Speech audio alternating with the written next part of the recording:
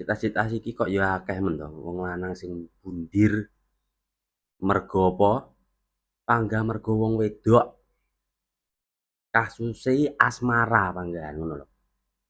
Yo, yo ngono jare sing gaene nggawa perasaan iki wong wedok tok, sing duwe perasaan wong wedok tok ngono. Joh, joh, joh.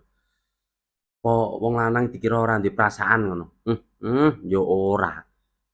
Paling pol wong wedok iki lho lak nesu, lak lara ati, pol-polo mulih nang memboke ngono. Wong lanang kadung lara ati kaya apa ya ngono kuwi. Wis renek apa-apa wis gampeteng sing enek. Dadi tulung mbok De, ngono lho. Lah mung nglarani wong lanang iki aja nemen-nemen ngono lho. Joh, joh. Tenan iki ya minimal nesu-nesu wae karepmu, tapi aja nggarai wong lanang iki gampeteng.